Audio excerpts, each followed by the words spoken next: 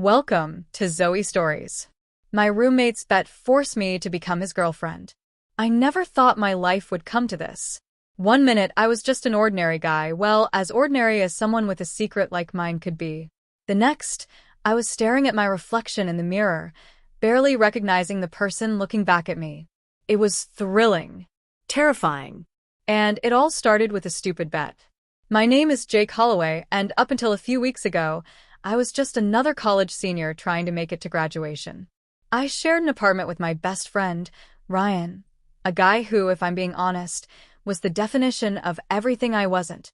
Confident, athletic, smooth with girls. Meanwhile, I was quiet, a little awkward, and hiding something I could never let anyone know. I was a crossdresser. It wasn't something I talked about. Not with my girlfriend, Emma. Not with Ryan. Not with anyone. I wasn't even sure how to explain it to myself. It wasn't that I wanted to be a girl, exactly. But there was something about slipping into a dress, feeling the smooth fabric against my skin, the gentle tug of a wig framing my face, the way makeup transformed my features into someone else. It made me feel alive. But it was a secret, a carefully guarded one. That's why my relationship with Emma was complicated. Emma and I had been together for nearly a year, and on the surface, we were the perfect couple. She was smart, beautiful, and effortlessly cool, the kind of girl everyone admired. She always said she loved how genuine I was, how I didn't try to impress people the way other guys did. But she didn't know the truth. She didn't know that sometimes, when she was away, I'd lock my bedroom door, pull out my hidden stash of clothes, and transform into someone else entirely. And if she ever found out, I didn't know what she'd do. She'd always talked about how much she hated liars, how she could never be with someone who kept secrets from her. So, I told myself it didn't matter, that this was just a small part of me, that it wasn't real. But deep down, I knew that was a lie. Our apartment was small but comfortable, a 2-bedroom place off campus that Ryan and I had been renting for the past 2 years. It was the kind of place where pizza boxes stacked up in the corner, where the TV was always on, where the faint smell of cologne and aftershave lingered in the air. It wasn't fancy, but it was home. And it was safe. At least, it used to be. Because lately, Ryan had been watching me too closely.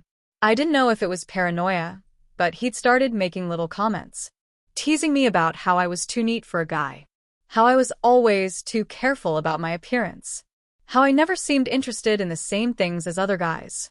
I always brushed it off, laughed it away.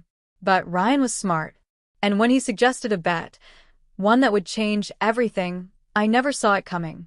I thought it would be harmless. A stupid bet. A challenge I could laugh off later. Ryan had no idea what he was really asking when he dared me to let him turn me into a girl for a night. No idea that I had already done it to myself countless times, locked away behind closed doors where no one could see. I should have told him no, but I didn't. And now, standing in my bedroom with my heart pounding and my hands shaking, I realized I had willingly walked into the most dangerous situation of my life. Because if I followed through with this, if I let him see what I really looked like when I became her, then I wouldn't just be pretending. I would be revealing a part of myself I had never let anyone see before. And that terrified me.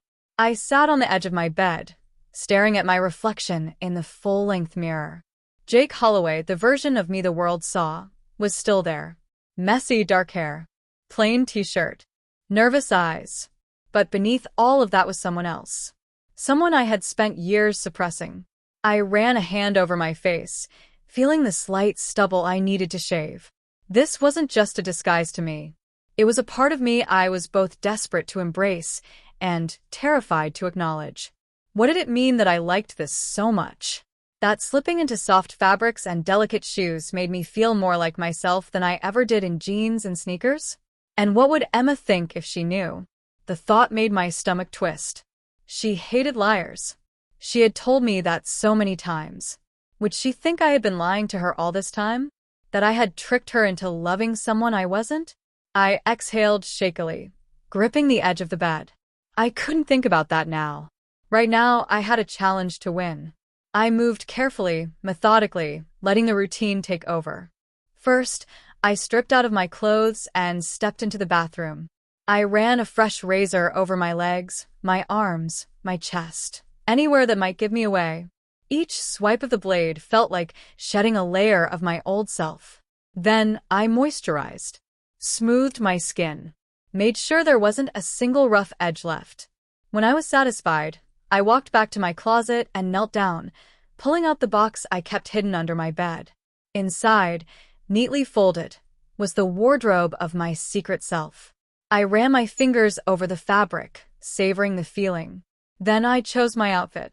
A pair of sheer black tights came first. I slid them up my legs slowly, shivering at the way they clung to my skin. Then, a high-waisted plaid skirt, short, but not too short. A fitted turtleneck sweater, soft and snug against my frame, giving the illusion of subtle curves. I stepped into a pair of ankle boots with a slight heel, adjusting my stance as I balanced. Then came the final touches. I reached for the auburn wig, carefully adjusting it over my head. The soft curls framed my face, completely transforming my features. Then, the makeup. Eyeliner first. A careful stroke, just enough to make my eyes stand out. Mascara, lengthening my lashes. A dusting of blush across my cheekbones. A soft pink lipstick to finish the look. When I stepped back and looked in the mirror, my breath caught in my throat. I was her now, for better or worse. And soon, Ryan was going to see exactly what I had been hiding. My heart pounded as I reached for my phone and typed out a message to Ryan. Me. I'm ready. A few seconds later, the 3 little dots appeared, then disappeared. Then his reply. Ryan, coming now. Hope you don't look ridiculous, man. I swallowed hard. This was it. I took a deep breath and smoothed my skirt, trying to calm the nervous energy buzzing through me. A knock at the front door made me jump. I forced myself to move, my boots clicking softly against the floor as I walked toward it. With a deep breath, I reached for the handle and pulled it open. Ryan stood there, his usual cocky smirk on his lips, until he saw me. Then, the smirk vanished. His eyes widened, his mouth opening slightly, like he wanted to say something but couldn't find the words. Silence stretched between us. My stomach twisted. Maybe this was a mistake. Maybe. And then, Ryan let out a low whistle. Holy **T. Heat flooded my face. I looked away, suddenly feeling exposed in a way I never had before. Ryan blinked, still staring at me like he couldn't believe what he was seeing. I was kidding, man, he muttered. But you damn. I crossed my arms, hugging myself. What? Ryan shook his head, stepping inside and closing the door behind him. I don't know. It's just, he ran a hand through his hair. You look real. Like not just like a guy in a wig or whatever. You actually look like a girl. My heart was beating so fast, I thought it might explode. This was the moment of truth. I should have laughed. Played it off. Said something sarcastic. But I didn't. Instead, I held his gaze and asked, So? Did I win the bet? Ryan's smirk returned. Oh, we're just getting started.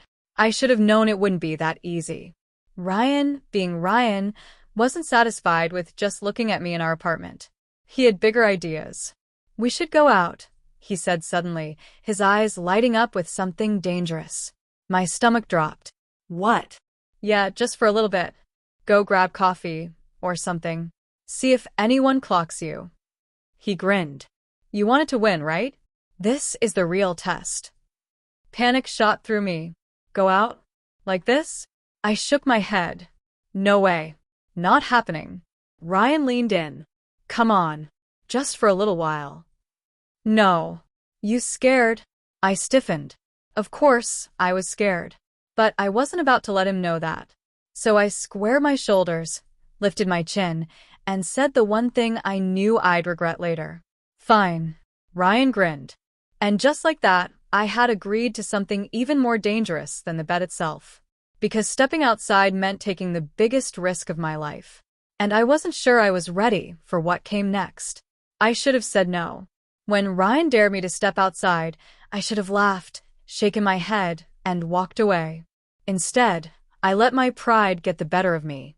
Now, as I sat across from him in a dimly lit cafe, my heart thundering against my ribs, I realized I had made the biggest mistake of my life. Because stepping outside as her wasn't just about winning a bet anymore. It was about seeing if I could really pull it off. And worse, some dark, hidden part of me wanted to. The cafe was quiet, thank God. A few people sat scattered across the room. Some students hunched over laptops, an older couple sipping tea near the window, a group of girls laughing in the corner. No one was looking at me. I forced myself to breathe. I could do this. Ryan slid into the seat across from me, still grinning like this was the funniest thing in the world. He had ordered for both of us, placing a chai latte in front of me. Relax, he said, nudging the drink toward me. You look fine. I picked up the cup just to have something to do with my hands. My fingers trembled slightly against the warm ceramic. Ryan leaned in, lowering his voice. Kinda crazy how good you look, huh? I swallowed hard. Shut up. He chuckled but didn't say anything else. We sat there, the minutes stretching longer and longer. Every time the door chimed, my body tensed. Every time someone glanced in our direction, my pulse spiked. I wasn't just nervous about being seen. I was nervous about what would happen if I wasn't. What if no one figured it out? What if this wasn't just a disguise anymore? What if this was me? I had almost started to relax when I heard a familiar voice behind me. Jake. My entire body locked up. No. No, no, no. I turned my head slowly, my breath frozen in my chest. Emma stood a few feet away, her brown eyes narrowed in confusion. For a second, I thought maybe, just maybe, she wouldn't recognize me. Then, her gaze dropped to my hands, my fingers wrapped tightly around the chai latte. She knew. I saw it in her face. A flicker of recognition, of realization, and then betrayal. I couldn't move. I couldn't speak. Emma took a step closer. Jake, what the hell is this? I opened my mouth, but no words came out. Ryan, the absolute bastard, just leaned back in his chair, watching like this was the best show he'd ever seen. Emma's eyes flicked over me, taking in the wig, the makeup, the skirt. Her expression shifted, her features hardening. You've been lying to me, she whispered. The words sliced through me. I shook my head. No, I don't. She crossed her arms, her voice quiet but sharp. Don't lie to me now. I could feel the weight of the entire cafe pressing in. People were looking now, whispering. I needed to get out. I needed. My hand jerked, knocking my drink over. The chai spilled across the table, seeping into the edge of my sleeve. I shot up, the chair scraping against the floor. Emma flinched at the sudden movement, but she didn't step back. She just looked at me, waiting, daring me to say something. And for the first time in my life, I had nothing. I turned and bolted. I didn't think. I didn't look back. I just ran. The cafe door slammed behind me as I stumbled into the cold night air. My heels clicked against the pavement, my breath coming in short, panicked gasps. Somewhere behind me, I heard Emma call my name. I kept running. I didn't stop until I reached our apartment building, fumbling with the key, my hands still shaking. When I finally got the door open, I slammed it shut behind me and collapsed against it. My chest heaved. My wig was slightly askew, a loose curl hanging in my face. My skirt was wrinkled. I caught a glimpse of myself in the hallway mirror. And for the first time, I didn't recognize the person staring back. Not because of the makeup, not because of the clothes, but because for the first time in my life, I didn't know who I was anymore. The knock on the door came 10 minutes later. Soft. Hesitant. I knew who it was before I even opened it. Emma stood there, her face unreadable. I swallowed hard. Neither of us spoke for a long moment. Then she stepped inside, closing the door behind her. She didn't look at me right away. Instead, she walked to the couch and sat down, crossing her legs. Finally, she lifted her eyes to mine. Talk, she said. My throat felt tight. I don't know where to start. Emma studied me, her gaze flickering over the remnants of my transformation, the smudged lipstick, the rumpled skirt. Her expression softened, just a little. How long? She asked quietly. The question sent a fresh wave of panic through me. How long had I been dressing like this? How long had I been hiding it? How long had I been lying to her? I hesitated too long. Emma exhaled, shaking her head. Jake, do you even like me? She asked suddenly. The question hit like a punch to the gut. I stared at her, horrified. Of course I do. Then why? She demanded. Why the secrets? Why the lies? I opened my mouth, then stopped. Because I didn't have an answer. Because I didn't know the answer. Was it just a bet? Was it more? Who was I? I looked at Emma, desperate to make her understand. But how could I, when I didn't understand it myself? My hands clenched at my sides. Then, slowly, I reached up and pulled off the wig. The auburn curls slipped through my fingers, tumbling to the floor. I stood there, stripped down, exposed. Not just physically, but completely. Emma's eyes softened. For a long moment, she just looked at me. Then she whispered, Jake, what do you want? The words sent a shiver down my spine. Because I knew what she was really asking. Did I want this? Did I want her? Did I want both? I swallowed hard. The answer burned inside me. But I wasn't ready to say it out loud. Not yet. So instead, I whispered back. I don't know. Emma studied me. Then, slowly, she reached forward and took my hand. Her fingers were warm, steady. And for the first time that night, I didn't feel alone. Emma's fingers were still wrapped around mine, but her grip was light, as if she was giving me the chance to pull away. I didn't. I couldn't. Because even though everything inside me was tangled in knots, shame, fear, confusion, I couldn't deny one simple truth. I wanted her to hold on. But what if she let go? What if I had already lost her? Emma exhaled slowly, staring at me with that piercing gaze that made it impossible to lie. Jake, tell me the truth. I swallowed hard. About what? She gave me a look. I knew exactly what she meant. She wanted me to say it, to admit it, that this wasn't just a stupid dare, that it wasn't just a joke or a bet or something I had been forced into, that some part of me wanted this. But if I said it, if I let those words slip past my lips, then there was no taking it back. Not with her. Not with myself. I opened my mouth. The confession burned on my tongue. But before I could speak, a knock at the door shattered the moment. I flinched. Emma's hand jerked away from mine. Our heads snapped toward the door at the same time. Another knock. Louder this time. A sickening chill crawled down my spine. Who could it be? Who would show up now? Emma's eyes flicked toward me, wide and uncertain. I could see the same question racing through her mind. I stepped forward, hesitated. The knock came again, this time accompanied by a voice. A familiar voice. Yo, Jake. You in there? Ryan. My stomach dropped. Emma's eyes went from the door to me. Ryan, she whispered. My hands clenched into fists. Ryan was the last person I wanted to see right now. And the worst part? I knew exactly why he was here.